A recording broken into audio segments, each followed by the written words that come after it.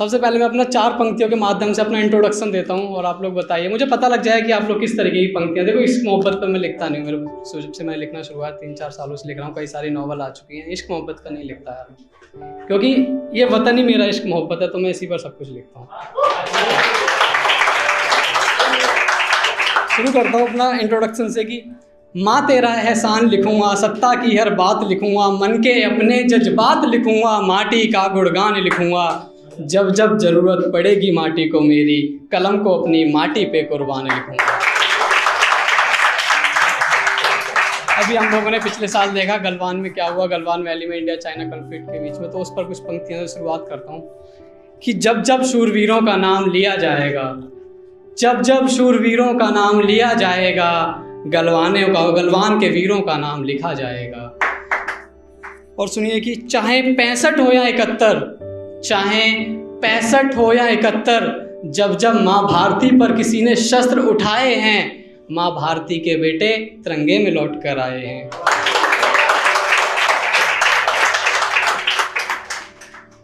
एक सैन्य की एक कहानी है, आप लोगों ने सुना होगा 1971 के बाद की, कि एक राजस्थान में गांव है झुंझुनू, आप लोगों ने सुना होगा झुंझुनू। वहाँ पे एक शहीद का जब शव आता है तो उसकी पत्नी 9 महीने की गर्भवती होती है, 9 महीने की, और वो हॉस्पिटल में होती है। उस समय उस शहीद का शव उनके परिवार में आता है, गांव में आता है, तो उस 9 महीने की गर्भवती महिला अपने पति को मुखाग्नि देने के लिए निकलती है हॉस्पिटल से।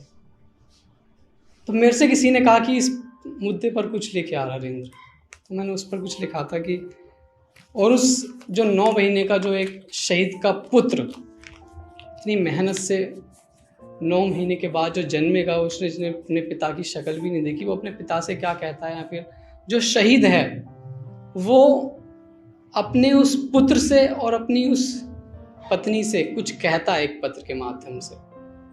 एक पत्र है, थोड़ा बड़ा है, सुनिएगा, पसंद आएगा। बागों में घूम लेना, पहला पत्र अपनी पत्नी को लिखता है। बागों में घूम लेना, याद मेरी आए तो मेरे वतन की मिट्टी को चूम लेना। बागों में घूम लेना, याद मेरी आए तो मेरे वतन की मिट्टी को चूम लेना। अब उस पुत्र के नाम लिखता है कि किलकारी को गूंजने देना, किलकारी को गूंजने देना, जिस फूल को बाग में खिलने देना, किलकारी को गूंजने देना, फूल को उस बाग में खिलने देना। और जब कहे पापा कब आएंगे, और जब कहे पापा कब आएंगे, बना के उसको फौजी सरहद पर भेज देना। और आखिरी 4 पंक्तियां लिखता है अपनी पत्नी को कि मोहब्बत थी या नशा था पता नहीं, मोहब्बत थी या नशा था पता नहीं, पर जो भी था कमाल था। मोहब्बत थी या नशा था पता नहीं, पर जो भी था कमाल था। मुझे मोहब्बत वतन से और तुझे मुझसे, मुझे मोहब्बत वतन से और तुझे मुझसे, पर तेरा साथ प्यार यार बेमिसाल सा था। जब एक शहीद, वही शहीद जब वो शहीद हुआ अपने वतन के खातिर, तो अपने सैनिक के अपने बाकी लोगों से कहता है कुछ, उसकी क्या कहता है कि मैं अपना इश्क छोड़ के आया हूँ, मैं अपना इश्क छोड़ के आया हूँ, मैं अपनी गुड़िया की हथेलियों को छोड़कर आया हूँ, मैं अपना इश्क छोड़कर आया हूँ, मैं अपनी गुड़िया की हथेलियाँ छोड़कर आया हूँ। मेरी माँ को बोल देना यारों, मेरी माँ को बोल देना यारों, मैं अपनी भारत माता के खातिर प्राण छोड़कर आया हूँ।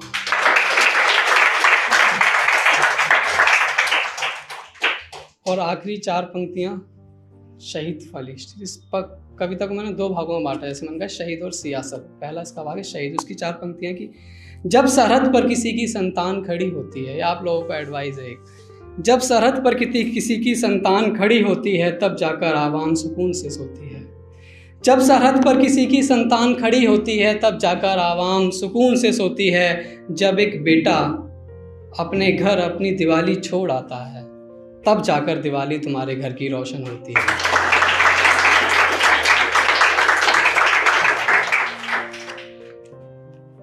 और तेरा हर बेटा तुझ पे कुर्बान रहेगा। भारत माँ को लास्ट लाइन कहता है कि तेरा हर बेटा तुझ पे कुर्बान रहेगा, दुश्मन जैसे शमशान रहेगा, और जब तक सूरज चांद रहेगा मेरा भारत महान रहेगा।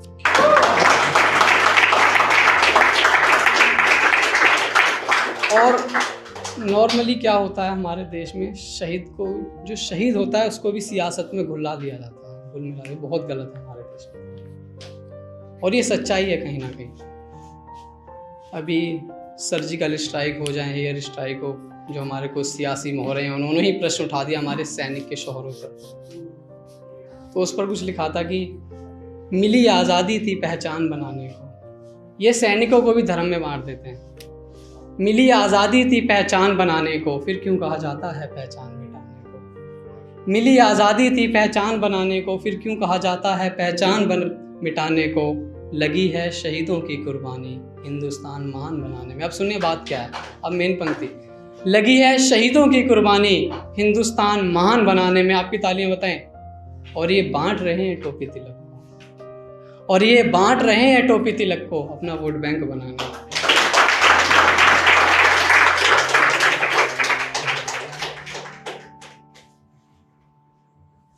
काफ़ी अच्छे लोग बैठे हैं सपोर्ट करने वाले। और सुनिए कि अभी ये हम ऐसे देश में, किस देश में रह रहे हैं पता है, जिस देश में रात को 2:30 बजे सुप्रीम कोर्ट के आतंकवादियों की रिहाई के लिए दरवाजे खटखटा दिए जाते हैं।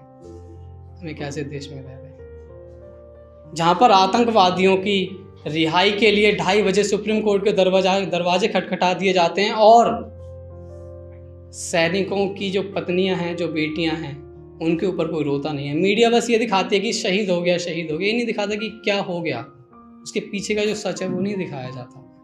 तो उस पर था कि सुबह की आज़ादी सुबह ढलने मत दो। ये नेताओं को मिला है कि सियासत पे कि सुबह की आज़ादी की सुबह ढलने मत दो, शहीदों की कुर्बानी बदनाम होने मत दो। जरा भी फिक्र हो वतन की लहू में, तो भारत माता की आंचल को नीलाम होने मत दो।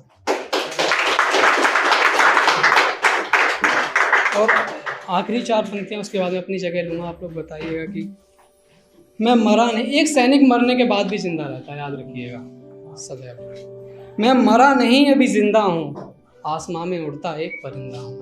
मैं मरा नहीं अभी जिंदा हूँ, आसमां में उड़ता एक परिंदा हूँ। सियासत की भेंट चढ़ जाती है कुर्बानी भी, सियासत की भेंट चढ़ जाती है कुर्बानी भी, इसी बात पर बस मैं एक शर्मिंदा हूँ। शुक्रिया।